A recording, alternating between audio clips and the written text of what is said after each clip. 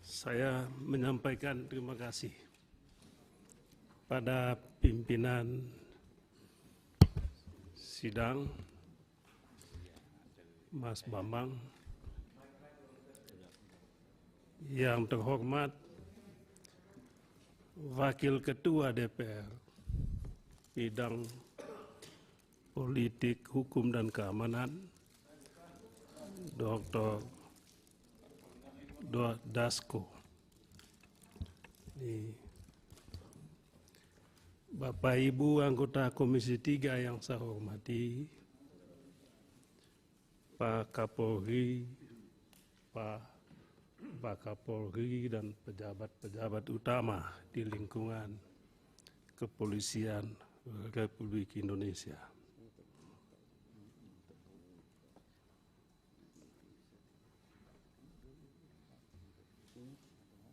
Kami menyampaikan rasa duka mendalam, ikut berduka atas meninggalnya Brigadir Yosua. Semoga beliau mendapat tempat di sisinya dan keluarga yang ditinggalkan mendapatkan ketabahan dan kekuatan.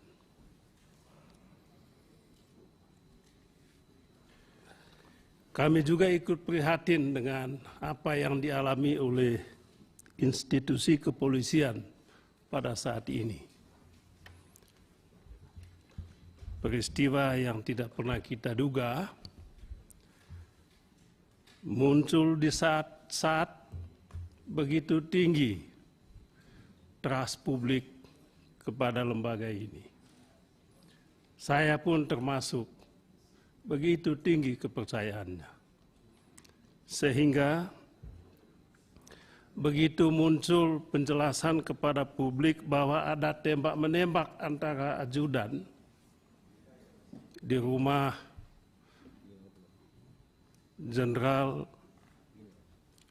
Sambo, dan ada pihak yang meminta supaya Jenderal Sambo dinonaktifkan, saya termasuk yang mempertanyakan mereka yang mengusulkan itu. Apa alasannya? Ajudan tembak menembak kok jenderal yang dinonaktifkan. Kebetulan memang saat itu saya lagi di kampung halaman, lagi reses. Informasi yang kita peroleh juga begitu terbatas. Sehingga sebatas itulah yang kita paham tentang kasus ini.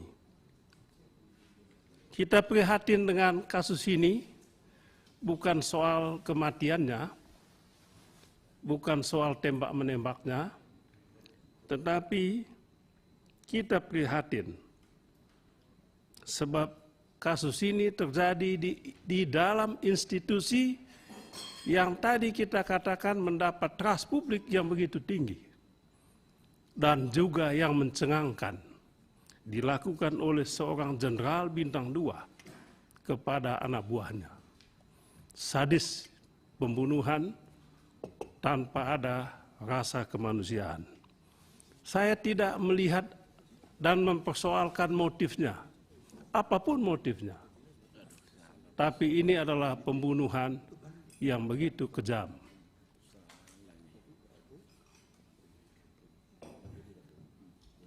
Ketika 2 hari yang lalu, Ketua Kompolnas menyampaikan cerita tentang kerajaan Sambo yang katanya begitu mendominasi institusi kepolisian dan menceritakan betapa sulitnya kasus ini diungkapkan. Begitu sulitnya kebenaran kasus ini diungkapkan dan diungkapkan setelah ada permintaan Bapak Presiden. Bapak Presiden konon katanya 4 kali meminta Pak Kapolri supaya ungkapkan kasus ini apa adanya. Kerajaan Sambo begitu mendominasi institusi ini. Maka pada saat itulah dalam konteks cerita Ketua Kompolnas yang adalah juga Menko Polhukam, bagaimana dia menceritakan bagaimana Pak Kapolri juga tersandra oleh kerajaan Sambo ini. Maka saat itulah saya mengusulkan, sekali lagi dalam konteks cerita beliau, saya mengusulkan, kalau begitu Bapak Menko Polhukam, mengapa pada saat itu tidak diminta saja kepada Bapak Presiden supaya Pak Kapolri dinonaktifkan sementara untuk bisa ungkapkan kasus itu apa adanya. Kalau betul kerajaan Sambo memang sudah mendominasi sampai ke bagian-bagian yang paling suci di lembaga ini. Itu yang saya katakan.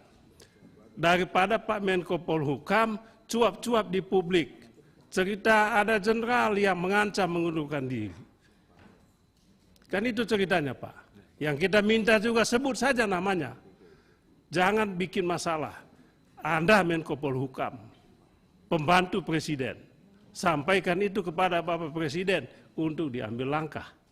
Tidak lebih dari itu. Ya bahwa kemudian ada teman-teman yang rame-rame untuk, wah kami mendukung, tidak ada konteks itu. Kalau soal dukung, saya dukung sepenuhnya Pak Kapolri. Dengan kata dan juga dengan doa. Jadi tidak ada agenda untuk, kalau tadi dibilang, oh ada yang usul nonaktifkan karena membawa agenda pihak ketiga siapa? Tidak ada itu. Yang ngomong itu mungkin membawa pesan kelompok atau golongan-golongan yang ingin diperjuangkannya. Tapi jelas kita tidak. Apa yang saya sampaikan di sini, itulah apa adanya. Yang tidak paham kemudian menafsirkan macam-macam. Tapi itu tentu biasa Pak Kapolri.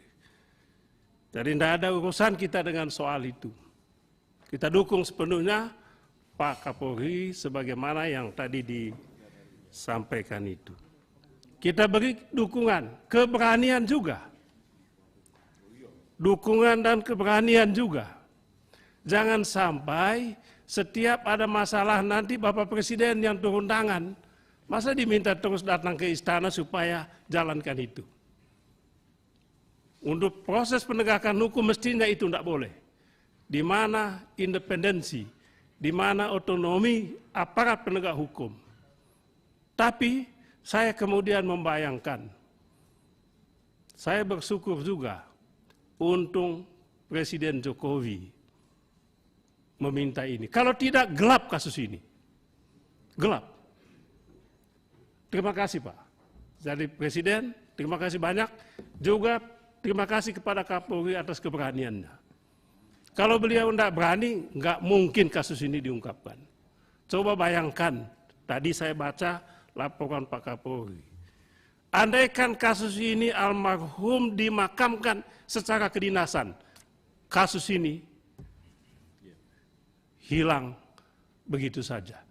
Ini cerita Bapak tadi. Coba bayangkan, kalau dimakamkan secara kedinasan, maka kasus ini tidak pernah diungkapkan. Dari situlah mulainya. Tentu mohon maaf Pak Kapolri juga kesulitan. Ya Pak Sambo adalah teman beliau, teman kita semua. Masuk akal kalau beliau bagaimana caranya ini. Manusiawi sekali. Tetapi atas dukungan kita semua tadi disampaikan di sini, dukungan netizen, dukungan publik, dukungan dewan juga, dan juga penguatan yang diberikan oleh Bapak Presiden, maka ini terlaksana. Selanjutnya Pak, kami mohon, kalau soal pengungkapan kasus ini apa adanya kan sudah selesai. Udah selesai, tinggal dilimpahkan kepada kejaksaan. Kita tidak usah lagi ngomong itu, tinggal pengadilan nanti yang akan memproses itu. Yang jadi masalah adalah Bapak, kan ada dua peristiwa pidana di sini. Peristiwa pembunuhan itu sudah terjadi dan sudah dilakukan proses hukumnya dan tinggal dilimpahkan. Yang jadi masalah adalah peristiwa pidana sebagai tindak lanjut dari kasus ini, yaitu apa? Upaya untuk menutupi kasus ini dengan melibatkan sejumlah perwira dan mungkin jenderal yang ada di dalam tubuh kepolisian. Nah, saya tadi melihat cerita ini Bapak, mendengar dengan tekun cerita Bapak ini, ada puluhan anggota 90-an yang kalau saya ikut penjelasan Bapak tadi, mereka tidak tahu apa-apa, Pak. Kena prank, kena kasus seperti saya juga. Tidak tahu apa-apa, mohon maaf ditipu kita ini, Pak. Mungkin Bapak juga. Mungkin Bapak juga dibohongi. Sama juga saya, dibohongi. Tapi saya kan dibohongi setelah baca di media sosial. Tapi Bapak mungkin dibohongi sebab Sambo adalah bahan Bapak. Coba bayangkan. Nah, itu yang menjadi pertanyaan saya, Pak. Ini, mohon maaf tidak ada niat yang lain-lain selain hanya untuk membuat clear soal ini. Mengapa setelah Bapak tahu kasus ini tidak segera ditangani secara hukum? Misalnya minta ke Kabareskrim untuk menangani. Mengapa begitu saja si Sambo dibiarkan untuk membawa kasus ini ke Polda Metro Jaya atau ke mana tadi di sini, ke Polres Jakarta Selatan. Nah, ini kan jadi ini. Kenapa dibiarkan begitu? Nah, itulah yang kemudian muncul persepsi analisa seolah-olah Sambo ini tanpa ada pengawasan. Jadi masuk akal kalau dibilang ada kerajaan Sambo dengan dia sebagai komandannya. Nah, menurut saya, ini juga penting, jangan sampai Bapak, Pak Kapolri dan Pak Waka, Pak Kaba menghukum orang yang tidak bersalah. Teman-teman kita yang hanya melaksanakan perintah atasan. Begini ceritanya, mereka laksanakan, padahal ini skenario palsu. Coba bayangkan, teman-teman kita ini jadi korban skenario palsu yang dilakukan oleh Jenderal Sambo ini. Dan sekarang ini mereka menjadi korban. Menurut saya kata kunci itu adalah 5 orang tadi yang terjadi di rumahnya Pak Sambo itu saja. Kecuali yang lain-lain kita tidak tahu, itu silakan diproses. Poin saya adalah jangan sampai salah menentukan tersangka, kasihan anggota-anggota Bapak yang tidak tahu apa-apa. Ini yang ingin saya sampaikan dan mohon menjadi perhatian Pak Kapolri juga. Kemudian saya rasa setelah kasus ini ada pesan untuk kita semua. Suka atau tidak suka, kasus Sambo ini membawa pesan. 1. Pengawasan internal kepolisian harus kuat, Pak. Jangan lagi ada kelompok-kelompok di dalamnya. Matahari hanya satu, Bapak. Ya, kita tahu juga problem di dalam, tapi tentu setiap institusi ada masalah, tapi kewenangan yang Bapak miliki bisa menjadi instrumen untuk menyelesaikan ini.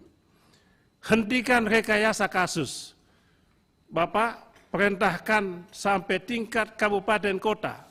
Banyak sekali cerita rekayasa kasus. Mohon maaf aja, banyak sekali. Mungkin kesempatan lain kita akan menyampaikan laporan tentang rekayasa kasus ini. Yang kedua, Bapak, jagalah independensi, otonomi institusi kepolisian. Janganlah lembaga ini menjadi alat politik, tim sukses dalam pilpres atau pileg. Jadi ada satgas apa merah putih, apalagi satgas yang lain. Ini satgas khusus, satgasus. Ya kalau bisa ya sudah dibubarkan itu. Iya Pak Aktor, ya sudah dibubarkan. Ketiga, tegakkanlah hukum seperti yang menjadi komitmen Bapak. Secara adil tanpa pilih kasih. Kita balikkan apa yang publik katakan selama ini, hukum tajam ke bawah, tumpul ke atas. Bapak balikkan, tajam ke atas, tapi ke atas mungkin susah. Ya ke samping mungkin.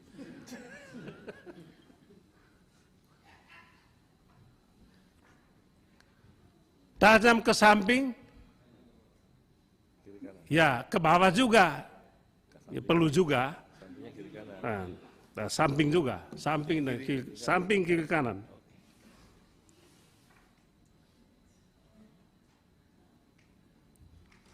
Saya rasa cukup. Itu pesan yang ingin saya sampaikan. Terima kasih banyak Pak Kapolri. Terima kasih.